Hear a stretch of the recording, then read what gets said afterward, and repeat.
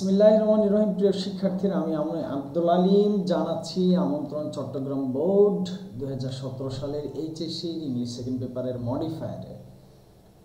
মডিফায়ারে সরাসরি যাব। কি বলা হয়েছে? The people of Bangladesh have expressed their shock. বাংলাদেশের জনগণ তারা তাদের অভিব্যক্তি ব্যক্ত করেছে।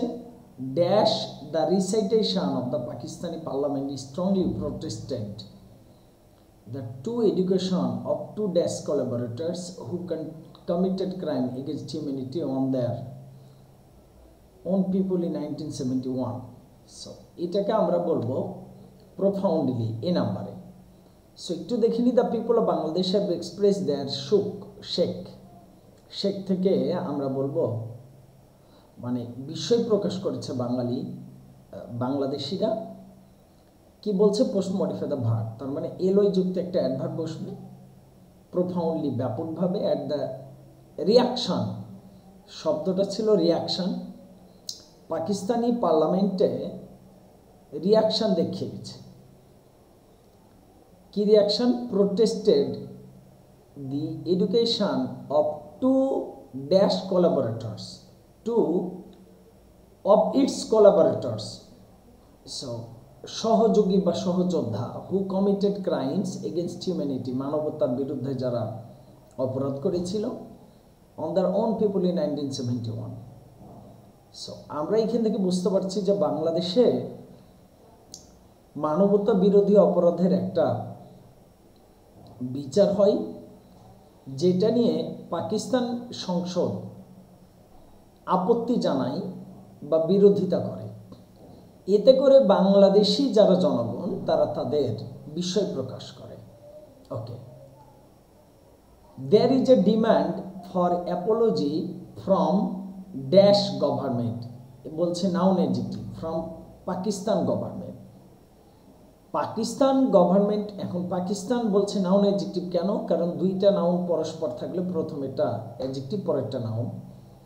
সো পাকিস্তান গভর্নমেন্ট কী করলো? পার্লামেন্টে বা পাকিস্তান গভর্নমেন্ট বললো যে তাদের সাধারণ ক্ষমা ঘোষণা করা হোক, এবং সেটা আরও বোঝানো হয়েছে যে বাংলাদেশ যখন স্বাধীনতা যুদ্ধের সময়, ওই তৎকালীন সময়ে যারা যুদ্ধ অপরাধের সাথে যুক্ত ছিল তাদের সাধারণ ক্ষমা ঘোষণা করা হয়েছিল। তো এইটা যেহেতু হয়েছিল, তাহলে আর কেন তাদের শাস্তি দেওয়া হবে এইরকম।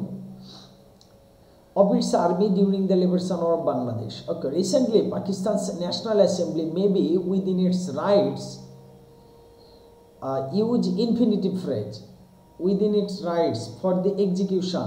So এটা কি বলছে? to react, রিয়াকশন দেখাবে, তাহলে to react for the execution of two collaborators. Pakistan parliament থেকে বা অ্যাসেম্বলি থেকে মানবতা অপরাধী যারা তাদের ফাঁসি দেওয়ার কারণে পাকিস্তান পার্লামেন্ট থেকে একটা রিয়াক্ট দেওয়া হয়। Okay, for the execution of the two collaborators, but it is quite clear to us that Pakistan always tries to erase its past history. কিন্তু আমাদের কাছে এটা পরিষ্কার যে পাকিস্তান সর্বদা কী করে? তার অতীত ইতিহাসকে মুছে ফেলতে চায়। টু ইরেজ মানে মুছে ফেলতে, dash history, that this history মানে এই ইতিহাসটা মুছে ফেলতে, is not easy because history continues to follow all us. কারণ ইতিহাস কি করে? আমাদের এটা ইতিহাস চলতেই থাকে, এটা কখনো বন্ধ হয় না। Pakistan dash cannot come out, Pakistan, এই পাকিস্তান আমরা বলবো তার appositive. So a oppressed country, এরকম কিছু একটা। A country still unmoved by its misdeeds, এখনও তারা তাদের এই অপকর্ম থেকে বের হয়ে আসতে পারে না। তো cannot come out. So Pakistan a country still unmoved by its misdeeds, এটার বাইরে আমরা বলতে পারি এ টেরোরিস্ট কান্ট্রি, এটা আমরা বলতে পারি a terrorist country cannot come out of its military influence. As a result, যার ফলে the country has become intensifier barbarous, has become very intensifier, মূলত ভেরি দিয়ে বাক্য মিলে কিনা দেখব। So Pakistan is going down, বলছে going down use an adverb to post modify the verb. So Pakistan is going down, তাই পাকিস্তান কি হচ্ছে, গ্র্যাজুয়ালি বা ডে বাই ডে, ধীরে ধীরে।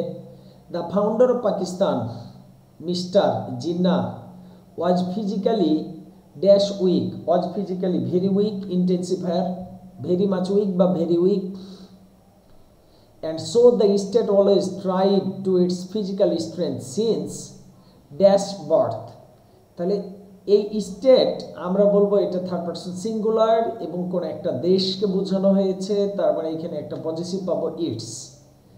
যদি ব্যক্তি হতো তাহলে হিজ পেতাম, যদি মেয়ে হতো তাহলে হার পেতাম, অনেকজন হলে দেয়ার পেতাম, যেহেতু একটা দেশ বোঝানো হয়েছে সো বা দ্য স্টেট বোঝানো হয়েছে, এই জন্য আমরা পেয়ে যাব ইটস।